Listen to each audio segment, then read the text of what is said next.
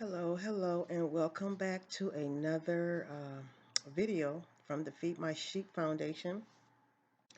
I am continuing our Bible study with the book of Acts, and today it is February the 8th, 2022, and we're studying in chapter 8. Okay, so we're going to go ahead and get started with it. In chapter 8, it says, And Saul he was consenting unto his death. And at that time, there was a great persecution against the church, which was at Jerusalem. And they were all scattered abroad throughout the regions of Judea and Samaria, except the apostles. And then verse 2 says, And devout men carried Stephen to his burial and made great lamentation over him. And if you went through Acts chapter 7 video, that's what we discussed in the chapter 7's video. The newly disciples, Stephan, had been killed, and he had prayed for the people. He knelt down to the Lord and asked the Lord to have mercy on them, the ones that had was beating on him and beat him to death. Okay, so then let's see here. Okay, so then it says Stephan got buried, and then we're on verse 3. It says, As for Saul, he made havoc of the church, entering into every house and hailing men and women, committing them to prison. Okay, so this is Saul. He was going off on the church, it says here, and they are putting people in prison and everything. Therefore, they that were scattered abroad, they went everywhere preaching the word. Then Philip, and he's another disciple, apostle, which he has letters. I think it's like, if they're included in this, is it Philip or Timothy?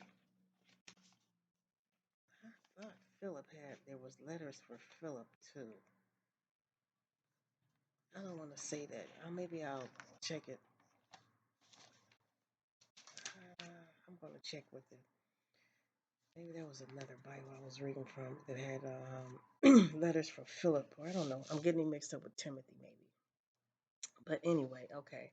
So going on to verse 5, it says, Then Philip, which he is a new apostle, he went down to the city of Samaria, and he preached Christ unto them there. And the people with one accord, there's that one accord again, gave heed unto those things that Philip was saying. And they saw miracles that he did, and unclean spirits crying loud voices came out of people. He rebuked evil spirits that came out of many that were possessed. He healed people that had palsies and some that were lame.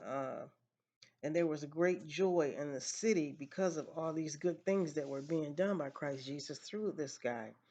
So once again, there's always a controversy, because verse 9 goes on to tell us there was a certain man called Simon in the city, and he was a sorcery. He bewitched people, and he giving himself to be someone great. He considered himself to be very much something, but he was a sorcerer. So he was, more than likely, he was very what's that word I want to use? It's definitely not humble.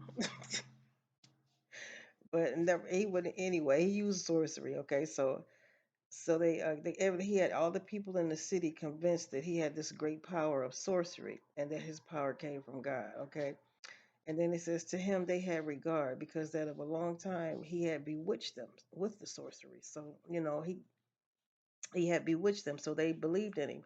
But when they believed Philip, when Philip came and they saw the things that Philip was doing, uh, then preaching the things concerning the kingdom of God and the name of Jesus Christ, they were baptized, both men and women.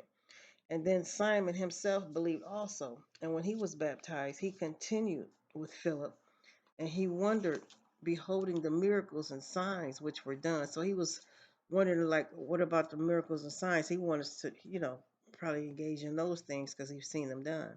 So it says now, verse 14, when the apostles which were at Jerusalem heard that Samaria had received the word of God, they sent unto them Peter and John, who then they were come down, prayed for them that they might receive the Holy Ghost, for it hadn't fallen on them yet, and they had just been baptized in the name of the Lord Jesus.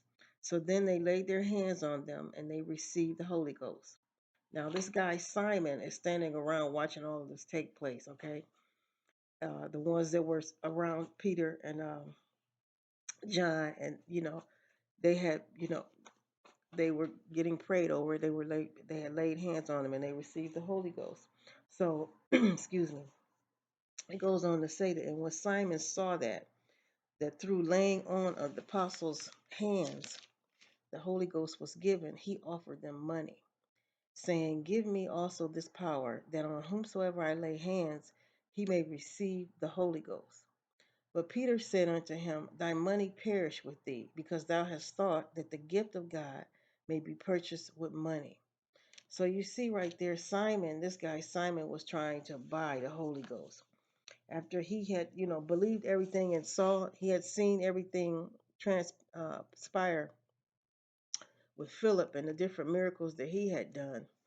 Now he wanted that same power, and he thought that he could buy it rather than the disciples laying hands on him and he received it from God. So then going on, it says, verse 20, it says, But Peter said unto the Simon, he says, Your money perish with thee, because thou hast thought that the gift of God may be purchased with money. For thou hast neither part nor lot in this matter, nor thy heart is not right in the sight of God. Repent, he says, therefore, of this wicked thing, this wicked thought that you've had, wanting to buy the Holy Ghost, and pray to God if perhaps the thought of thine heart may be forgiven him. He says, For I perceive that thou art in the gall of bitterness and in the bond of iniquity. Then Simon said, Pray for me to the Lord, that he will forgive me of the things which I have spoken, so that bad will not come upon him, basically, is what he said. Okay, so again, what Peter ended up telling him was that, he needed to repent because the thought of his heart, that it was a deceitful thought, thinking that he could buy his way buy his way into heaven, basically, And Peter told him he needed to repent. So then let's go on to verse 25. It says, And when they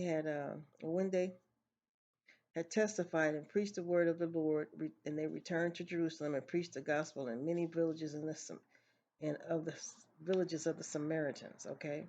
And the angel of the Lord spoke unto Philip, saying, Arise and go toward the south unto the way that goes down from Jerusalem to Gaza, which is a desert. And he arose and he went.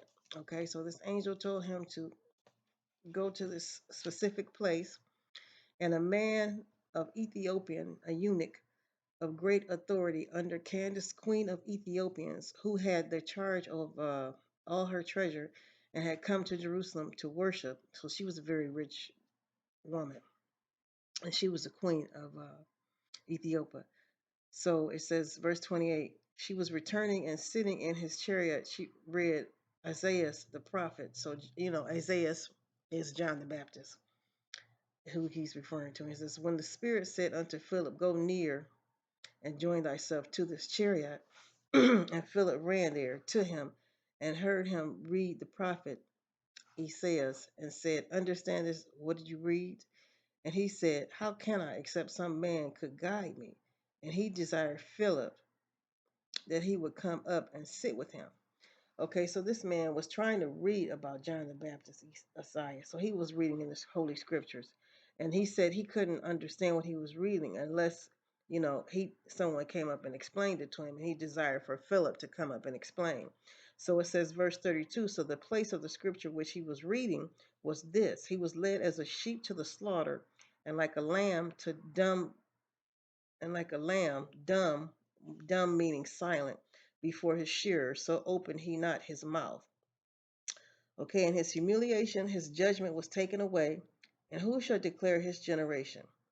For his life is taken from the earth. Now, we're talking about Christ Jesus, okay? That's who we're talking about right here. And And the eunuch answered Philip and said, I pray thee, of whom speaking the prophet this, of himself or of some other man? Then Philip opened his mouth and began at the same scripture and preached unto him Jesus Christ. Okay, so he was letting him know that he was speaking about Jesus Christ and telling him about salvation and telling him about basically from whence this power that he's using and operating in, where it came from. Okay, so then Philip opened, okay, let's see, verse 35. Then Philip opened his mouth and began at the same scripture, okay, and he preached unto Jesus. And as they went on their way, they came unto a certain water. And the eunuch said, see, here is water. What does hinder me from being baptized? Okay, so this man has believed in Christ Jesus. He's ready to be baptized and then receive the Holy Ghost. And Philip said, if thou believest with all thy heart, thou mayest. And he answered and said, I believe that Jesus Christ is the Son of God. Okay. And he commanded the chariot to stand still. And they went down both into the water, both Philip and the eunuch. And he baptized them. And when they were come up out of the water, the Spirit of the Lord caught Philip, that the eunuch saw him no more, and he went on his way rejoicing.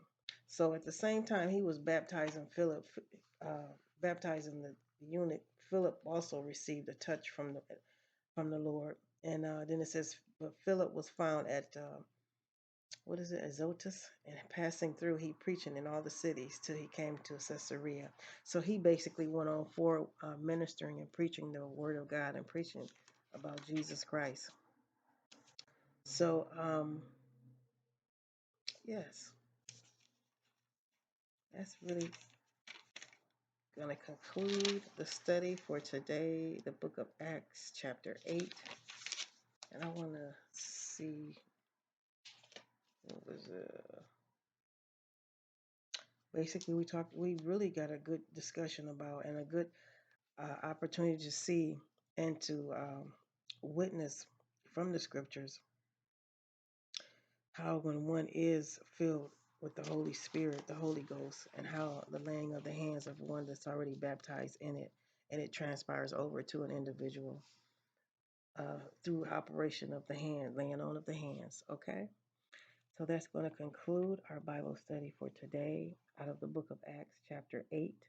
Thank you for joining me, and I look forward to studying with you again tomorrow on the Feed My Sheep Foundation video channel. God bless you.